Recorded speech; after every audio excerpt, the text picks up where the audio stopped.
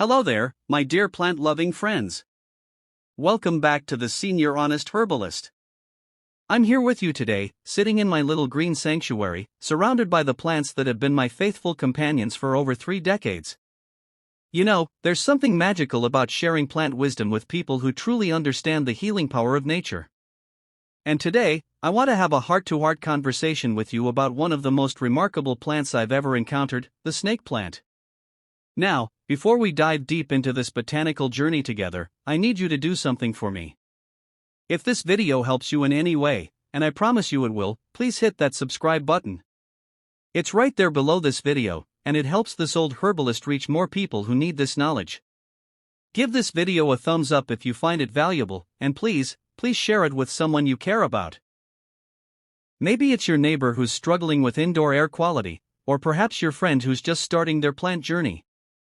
Knowledge shared is knowledge multiplied. Today, we're going to explore 3 extraordinary varieties of snake plants that have transformed not just my home, but my health and well-being. These aren't just pretty decorations, my friends. These are living, breathing allies that work tirelessly to improve our lives, and I'm going to tell you exactly how. Snake plant number 1, Sansevieria trifasciata Laurentii, the Golden Guardian. Let me start with my personal favorite, the Sansevieria trifasciata Laurentii, also known as the Golden Guardian.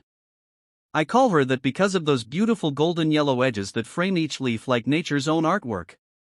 I remember the first time I brought one home 25 years ago.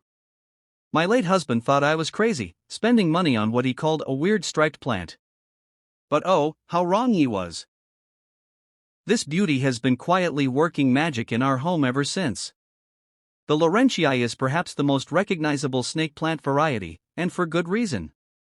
Picture this: thick, sword-like leaves that can grow up to 4 feet tall, painted in the most gorgeous dark green with lighter green horizontal bands, all outlined with that distinctive golden margin. It's like nature decided to create living art. But here's where it gets interesting, and this is where my herbalist heart truly sings. This plant is what I call a nighttime oxygen factory.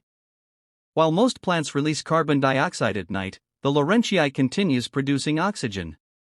I keep one in my bedroom, and I swear to you, I sleep more soundly knowing this green guardian is working while I rest.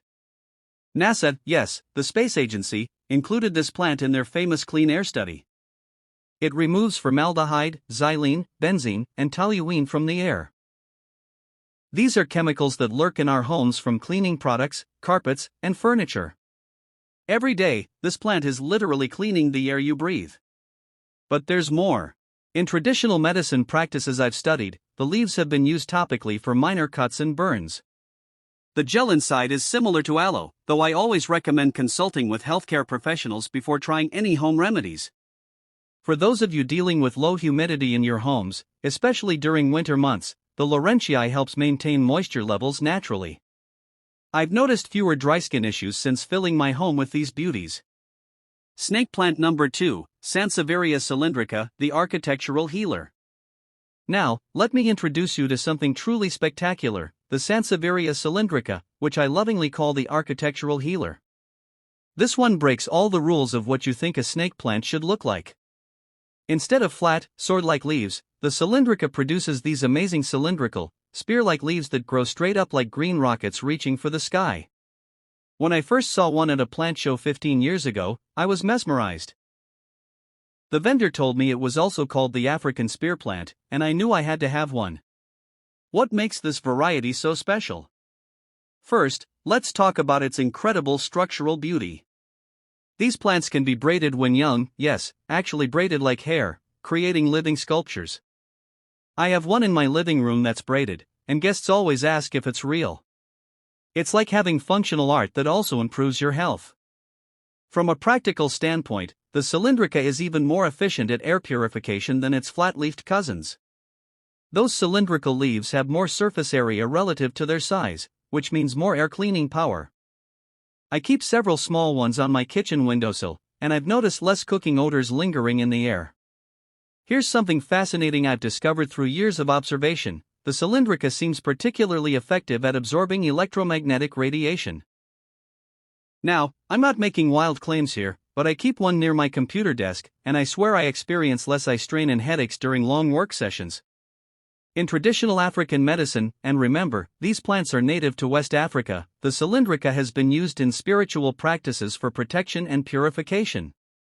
While I approach these uses with respect and caution, I find there's something deeply calming about having these architectural beauties in my space. The cylindrica is also incredibly drought tolerant, even more so than other snake plants.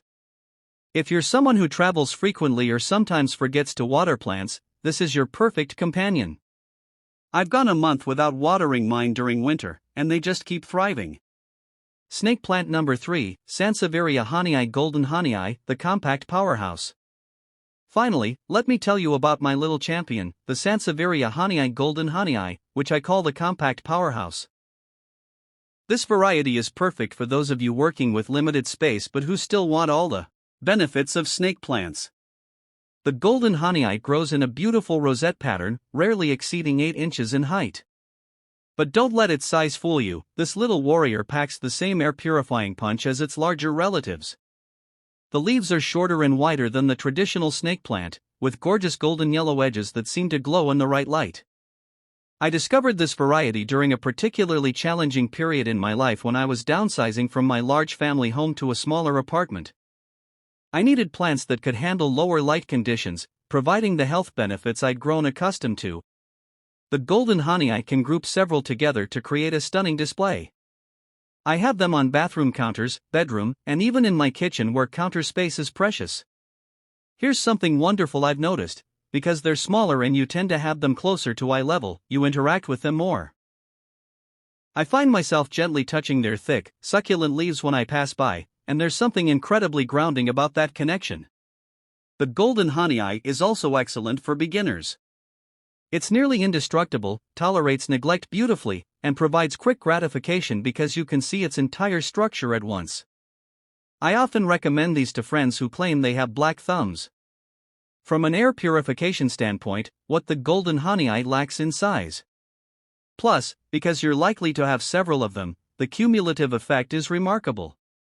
Now, my dear friends, let me share some practical wisdom.